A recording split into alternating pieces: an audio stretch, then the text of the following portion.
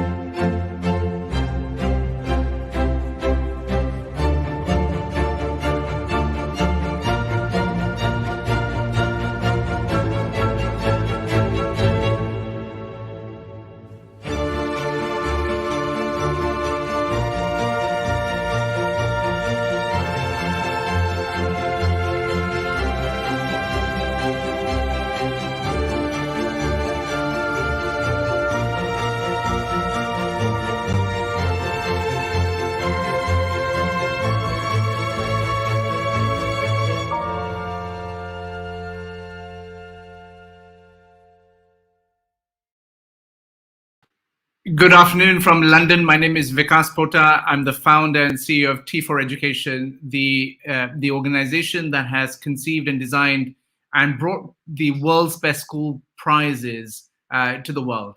The idea behind the prizes is very simple. You know, we want at these times to help schools by sharing incredible practice and expertise that emanates from schools in other contexts, or perhaps in their own neighborhood. The reason is very simple. You know, what the pandemic has shown me is that we need to do more to strengthen schools as an institution, as an organization. And we can really only achieve this, I believe, by the effective sharing of best practice, as I mentioned earlier. And so we've, during the pandemic, we looked at all the literature and all the evidence that existed with regards to, well, how do you improve schools? And we surmised that there were 5 areas that we wanted to look into deeply that actually represent strategies that we can use to leapfrog and make sure that all schools in the world do better. And over the pandemic, it's become abundantly clear to me that schools that have certain expertise built up just do better than those that don't. And so one of those is actually the overcoming adversity category. And you may say, well, that's a bit gimmicky and that's a little bit odd and it's a bit soft. And how do you measure a school's success in this area? But believe me, there's a lot of research and a lot of evidence that suggests that schools that actually learn how to build resilience just overcome adversity a lot more.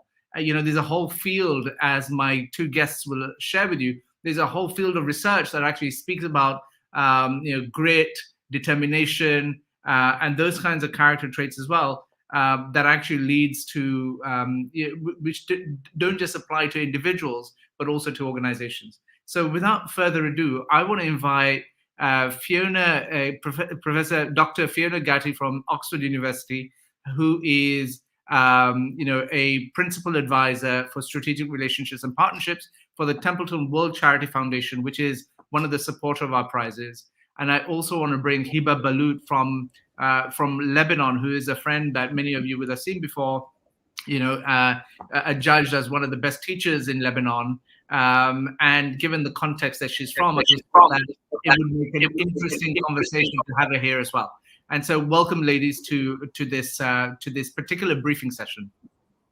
Thank you, Vikas, for the kind introduction. And well, the thing is, Fiona, this is such an important area that I want to go straight into this discussion and start with you and asking you a question in terms of, like, we talk about adversity. Do you want to start by defining adversity in schools and how different adversity can be according to different settings, and explain this particular category? Thank you, Vikas. I'd be delighted to kind of provide a broad outline. Of course, adversity relates to hardships and challenges, and these are multifarious in life, differ greatly across countries and different contexts. And we live in a world of extreme uncertainty. And there are few of us that don't encounter adversity personally. So, as it relates to school, adversity can be events such as war or pandemic or extreme weather, but often it's adversity that's been normalized, such as teaching with insufficient resources, a lack of support for the students, a lack of proper infrastructure. I mean, globally, the schools have had a huge challenge with the pandemic. So the adversity will come in many forms. The dynamics, situation, and context are truly limitless. And so Fiona, when we talk about adversity, before we actually go on this particular category, I should talk about, yes, there are criterion for the actual adversity, overcoming adversity category, but there's also criteria which are general in nature for these prizes. And Hiba, maybe you can touch on these later on. But I just want to make sure that everyone understands that the general criterion that we're looking at, that you've got to be able to answer, are to do with, can your school demonstrate a commitment to excellence? Has your school developed role-based practices, processes, and pedagogy school-wide? Do you have quantitative and qualitative evidence to support your application? Can your school demonstrate the impact on the experience and life chances of your students? And I think the most important is, what can other schools learn from you? Because the whole point of the prizes is that it's a mechanism to surface all this expertise so that others can be inspired, others can get idea, and perhaps take the same journey as you. And so those are the general criteria that we have. And Fiona, I come back to you in terms of, I hear you in the sense that there's many things that we can talk about with regards to adversity, and you talk about, well, it's not even context dependent, because the pandemic has shown us actually equally applied across the world. We've all gone through this, and we have a lot to learn. And of course, Hiba, you're in Lebanon. Hiba, do you want to speak a little bit about your context and talking about overcoming adversity from your context? Yeah, sure, because this topic actually, Vekas, is the one that touches my heart the most, due to the fact that we are living adversity since ever. Not necessarily talking about the pandemic itself, but if I'm going to talk about my context itself, my beloved country, well, actually, we are living in a country that has always been facing crises and adversity, starting from, if you remember, civil war, and I'm going to brief it, until the protests lately on October 2019, before just the hit of the pandemic. So the schools were supposedly closing, and here comes the economic crisis, so students, teachers, and even parents are not feeling good, and the adversity is hitting each and every one in every single day. So we are living in the core of this storm, if I'm going to say that, especially that nowadays the Lebanese lira is losing more than 90% of its value in comparison to the US dollars. Drastically, students are feeling the fear of not maybe going to school, especially if we are talking about the public schools and private schools as well. So this is why this category of the prize itself means a lot to me, from my perspective, from my point of view, from the place that I'm living in. Thank you, Hiba. Thank you for sharing that. What we want to do through this is that, if you're a school, you're watching this, whilst there are 6 criteria for this particular category, I want to emphasize that actually it's not necessary that you're a specialist or an expert in all 6 criteria. And so even if one speaks to you and one criteria speaks to your strength, I want to encourage you to make sure you apply for these prizes. So I'm going to start off, and we're going to go through each of these 6. And Fiona and Hiba are going to be providing their perspectives. But I'm going to start with the first one, Fiona, which is this one, which is around teaching and learning opportunities and pedagogy, both inside the classroom and out, that help to build knowledge about the self and others, habits and skills to build resilience and navigate uncertainty among students and all stakeholders in the school community, and the community overcoming adversity. Can you provide an understanding to schools about what this criterion is actually getting at? Well, I think it's really I thought it might be helpful actually to really kind of reiterate what a growth mindset is. And for that, I think we have to go back to the work of Carol Dweck, who first published in 2026, and who Bill Gates sort of actually describes as one of his kind of foundational inspiration. And she talks about the difference between a fixed mindset and a growth mindset. How you can respond very differently to, everyday frustrations, but this can also be applied to more severe challenges. So just to give an example, she gives the story of somebody getting with a fixed mindset on getting a bad grade in a paper might take it out on the family member or decide that they're a failure and that maths isn't for them. But someone in contrast with a growth mindset might think, okay, it wasn't a great grade, but I didn't fail it. And why did the teacher give me that mark? How can I improve on it? What can I learn from it? And, likewise at a teacher level, she gives an example of a maths teacher in a city school in Los Angeles, who, instead of asking himself when faced with a group of low achieving students, can I teach them? He asks himself, how can I teach them? Instead of saying, can they learn? He asks himself, how will they learn best? So, the point is that by, you can tap into real knowledge and intelligence that is there but nascent, and to build, help students build, belief in themselves. And this leads to resilience in the face of uncertainty and adverse circumstances. So, that's one example which you can kind of take out and apply to the different circumstances. So on this particular criterion, when you, for example, as a school, if you're watching this and you want to apply for these prizes, you go to our website, World's Best School Prizes, and what happens there is that you're asked for your details and you get sent a guidance pack.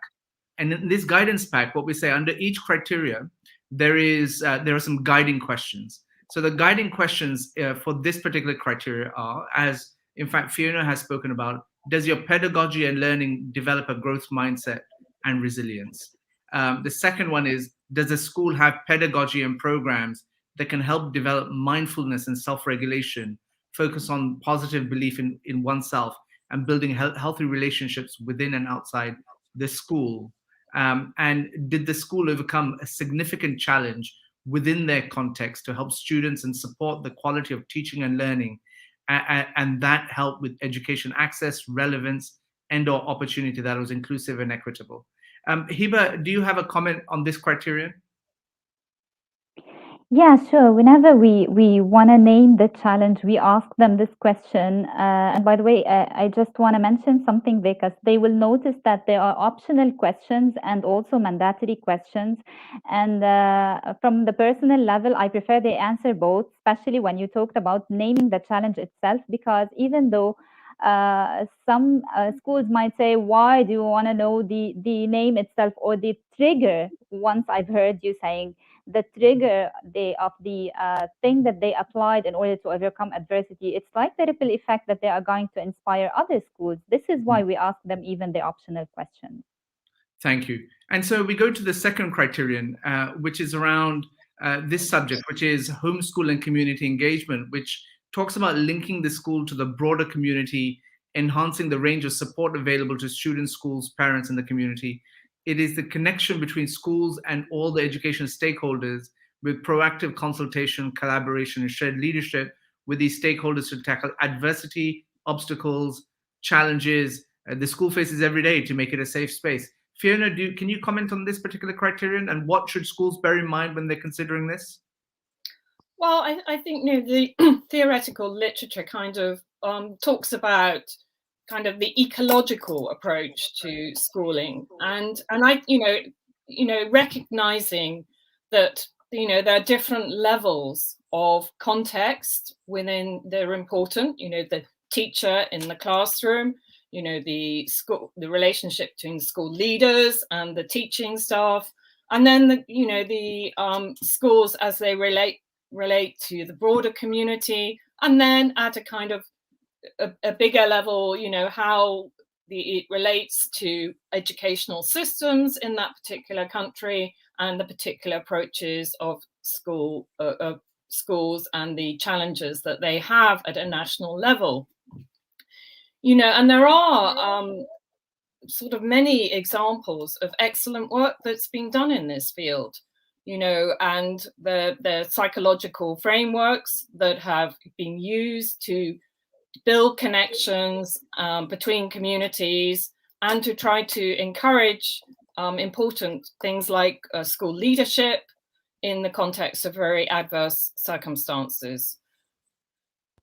Thank you for that. And so we also have some guiding questions with regards to this criterion. And they really do talk about, does the school have programs in place for students, parents, and the community to help with equity and inclusivity to overcome adversity? Does the school have collaborations that engage all education stakeholders? Does the school have projects, programs, procedures, systems that help to create an inclusive and equitable environment for all students? And so Hiba, how do you think about this particular criterion? If I'm going to just brief it, I'm going to say that most of the schools nowadays are stepping out of the box, and they have these programs, the leadership programs, and even the programs that stress on discipline, respect, empathy, determination, forgiveness, and all this as a package. We want from each and every school just to mention what are some programs that they have just provided their students with in order to help them become leaders, as Fiona mentioned, in order to overcome adversity in their community. So here it's important also to mention an important thing, because that the application itself is not an individual work. It should be the work of the whole team, the whole school, and even if it's possible, to just give the chance to the students and even their parents in order to answer such questions in the application. And this is really important because the school itself is the second home of students and even parents. And nowadays, especially if I'm going to talk about Lebanon, the parents' committees are there in school. They have decisions in school. They change decision in schools. So it's nice to have this collaboration in filling the application in order to show how such community has overcome a certain adversity. Thank you, Hiba. We go to the third criterion, which is around collaborative leadership and practice. And here, what we are talking about is shared leadership and management practices, decision-making process, systems, rules, pedagogy, culture, procedures, and policies at all levels, which are foundational pieces of the school in creating a safe space where all stakeholders can thrive. Fiona, I mean, that sounds a little bit glib, but tell me, in terms of how, when you think about collaborative leadership and practice, tell us a little bit more about that. Well, first of all, I want to say how excited I am from Hiba to hear that actually now these are becoming, these practices, these programs on overcoming adversity and improving empathy and forgiveness in the classroom are becoming mainstream. I think that's terrific, because it opens communication at all levels between students, between teacher and student, between school leaders and students. And school leadership is, of course, one of the most important factors in supporting success in the school and developing resilience, particularly in adverse contexts. And, it energizes, strong leadership energizes people to become problem solvers and take ownership when facing adversity in their context. And it matters because many succeed in spite of all the challenges and the obstacles we face. And we want to hear about those stories so they can inspire others. Really, you know, I think it's terrific what people are doing. Fantastic. And I couldn't agree with you more. I mean, what the pandemic has shown me is how the school really is the hub of all this stuff for the community. And so the guiding questions for this criterion include, for example, does the school create an environment where all education stakeholders, which include parents and the local community, are engaged in helping create a safe space for all students? You know, did the school model the steps for overcoming adversity, including planning, collaboration, focusing on the school's purpose, mission, and or vision? You know, there's a school role model, mentor, encourage, inspire, others by overcoming adversity to help inclusivity and or equity. And does the school provide ongoing leadership for your partners, your community, and other schools actually on promoting the skills and qualities for overcoming adversity, challenges, and obstacles? Hiba, when I talk about this, I assume in all contexts and not just in your context, which is, you know, again, going through very tough times, that this particular criterion would resonate quite significantly, right? Do you want to say a little bit about that? Yeah, sure. Despite all the adversity that we are passing through, still we have our own programs, and I'm not talking about my own school, but also I'm talking about the schools in general, worldwide, because we have this twinning program, we have these connections that Fiona was talking about, and I guess that such programs, yes, Vekas, would help the students overcome adversity and the teachers as well, because if I'm going to start by the logo of the World School Best Prize, I mean, the ripple effect itself, the inspiration that such programs would give to the community in school is really important. So this is why we need to know more about these programs. Maybe I'm going to learn something related to a program that's applicable in a certain country, and I would apply here for the sake of my students. This is why this is important, that they mention every single thing in steps, as you said, in steps for the programs. How did the school apply such programs, and what were the steps, and maybe what were the challenges that they faced when applying such programs, you know, because it gives us the key into a new experience, and at the same time into a challenge to overcome, you know. Thank you, Hiba. And so I'd like to add to that, you know, here in the... Please. Sorry, no, I was going to add that here in the UK, I've heard that schools, you know, have moved towards talking about treating parents as clients, and that this kind of detaches parents from the school. And that, you know, as a parent myself, I recognize that, well, my children in school, it was a learning experience for me as much as it was for them.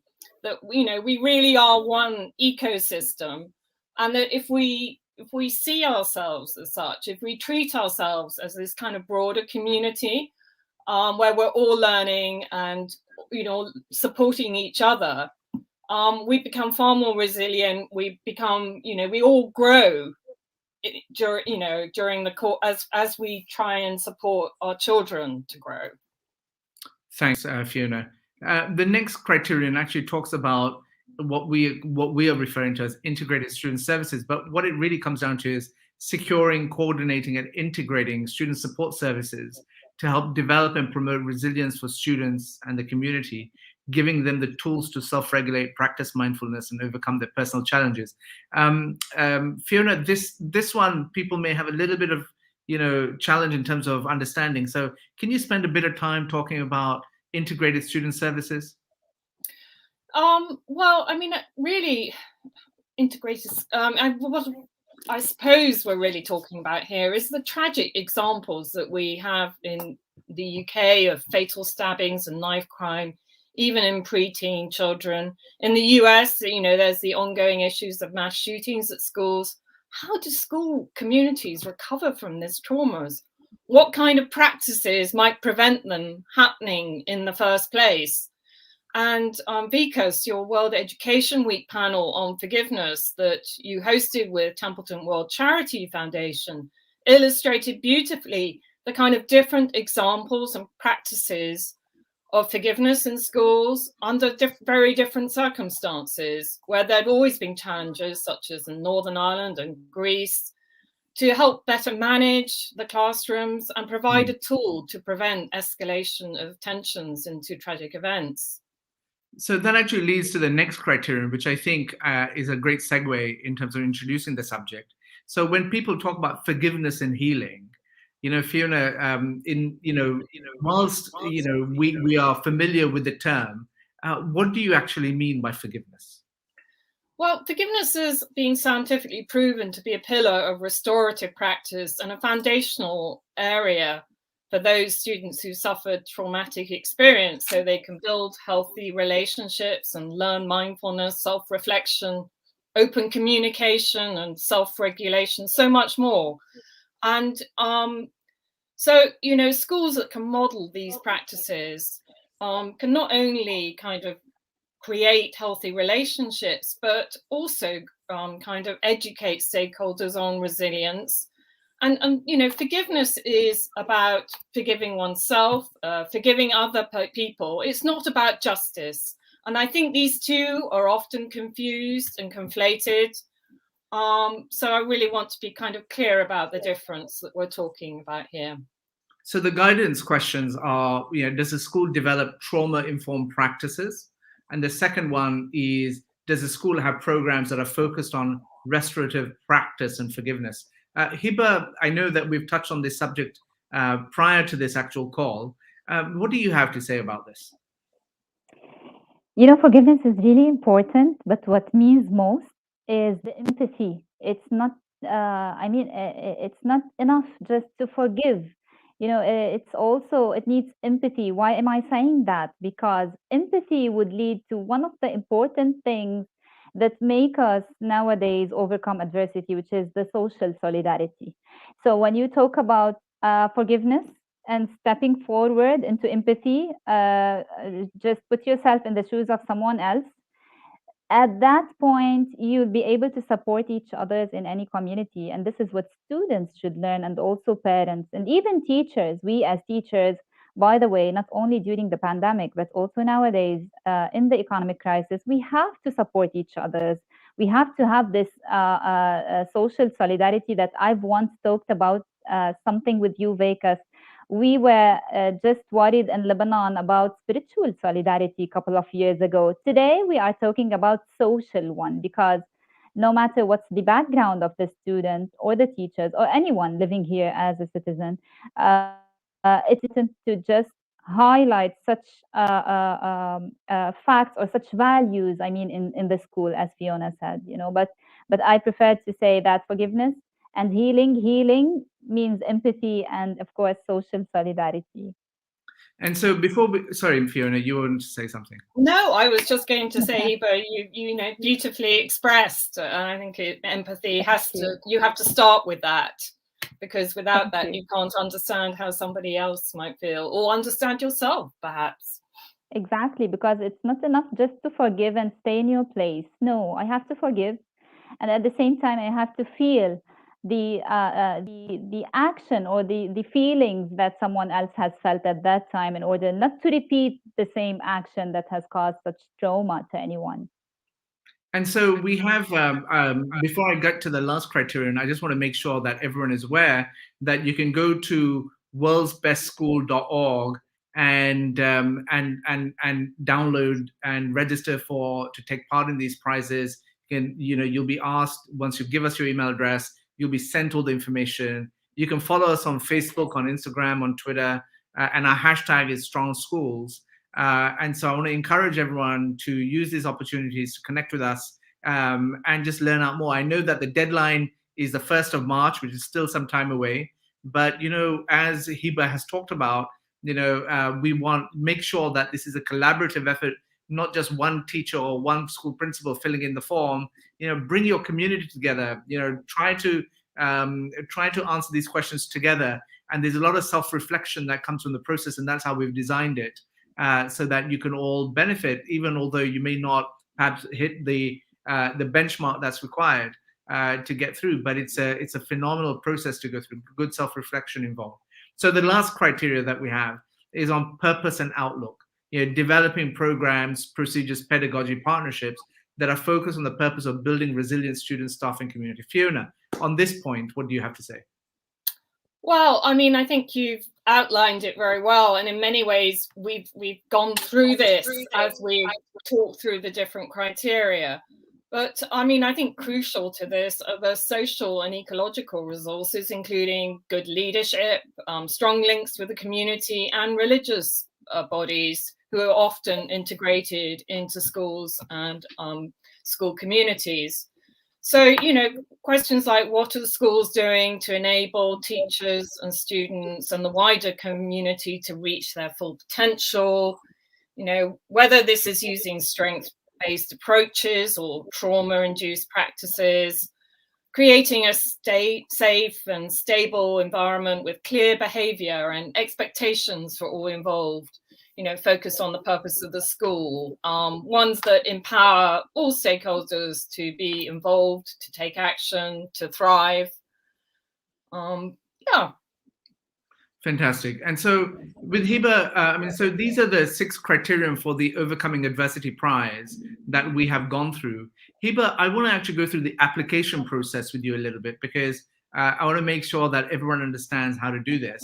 And so we want to mention that, in this first year of the prizes, we're only accepting applications written in English. Now, I know that you may say, well, that's not fair. You're right, it is not fair. But what we want to offer you is that the opportunity of working perhaps with one of our partners or identified individuals who can help you actually fill in your form if English is not your first language or you require support. And there's lots of friends around the world who have offered their services in that regard. So that's the first thing I want to tell you about the application process. The second is, the length of your responses does matter. And so, this is a prize that's $50,000 you could win for your school. And that's a significant amount of money. And so what we're hoping is that you take the completion of the application form seriously. And by that, I mean, if we're asking, for example, for 250 words, for 500 words, well, give us those amount of words, because it indicates to us that you've thought through and you're actually contributing. So we've had examples in the past where we've asked for 500 words for something, you give us 100. That makes us question whether you're serious about the prize, right? And so I want to encourage you to try to stick as close as you can to the word count that we ask for. It's really important for us to judge and understand what you're saying. And we think that's the optimal level of words. The third thing is, not all of us are school principals or are the school authority. So if you're a teacher that's watching this and think that this is a great idea for a school, that's fantastic. But you need to have the permission of your school principal or whoever your school authority is to actually take part in terms of this process. Because it's not just about a school teacher in a classroom filling out the form, it's about your whole school. And so we want to involve as many people.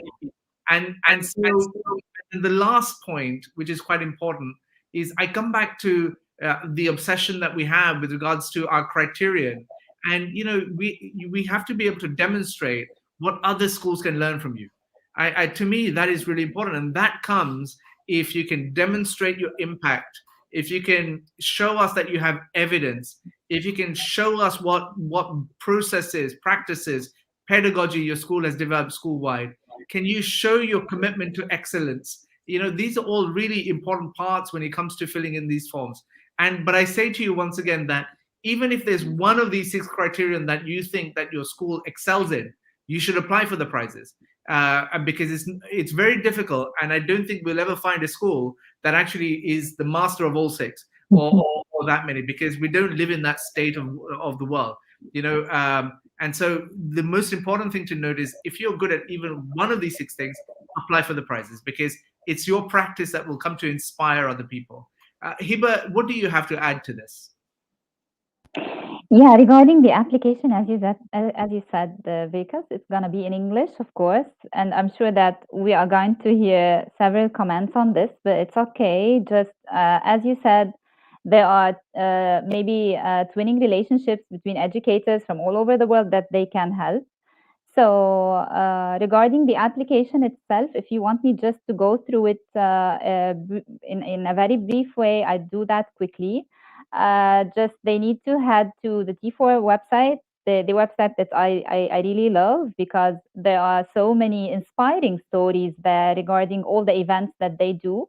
Of course, particularly to the World's Best School Prizes section, and click on the Apply Now button. And as you said, they need to subscribe in order to have this application package reaching them via mail. And this package, of course, includes the application form, the framework and judging criteria document, and above all, the application guidance document that we urge they read carefully and get familiar with, because it gives the school the chance in order to undertake, as you said, Vegas, this self-assessment process, and then prepare the questions before they complete the form itself. So one more thing to add is that the application form can only be completed at once. And I guess, as Maggie once said, it's one shot. There's no save and continue later feature. So it's important to know that. Fantastic. Well, thank you so much. I'm just flagging all the different places that the viewers are commenting from. And you will see that we have quite a few people from the Middle East, Hiba, because you have a following there. But we also have friends from other parts of the world: Georgia, Armenia. We have sort of Shamal from Iraq is watching. We also have people from London, from the Philippines, so far away as well.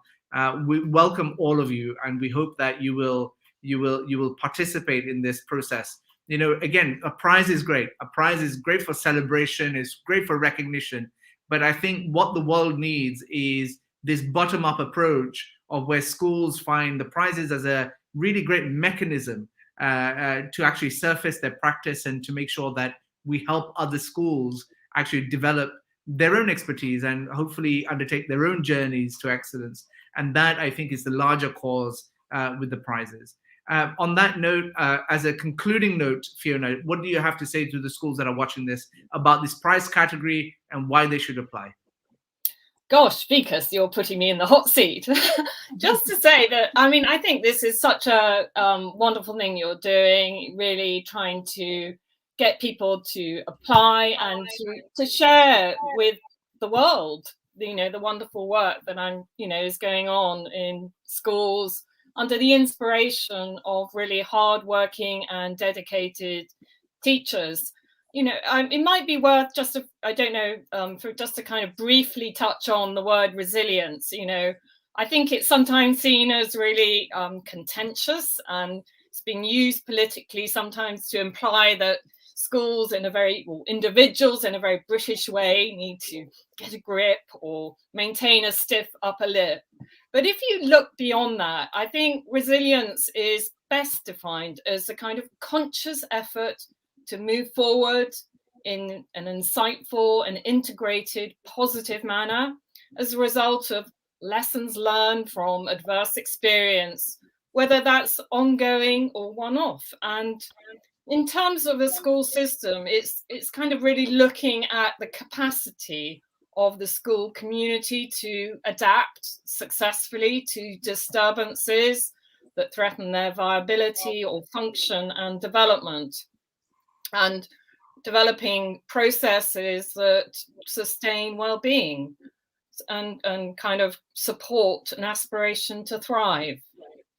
Well, thank you, Fiona. I think that's a great clarification you bring. Hiba, what do you have to say as final words?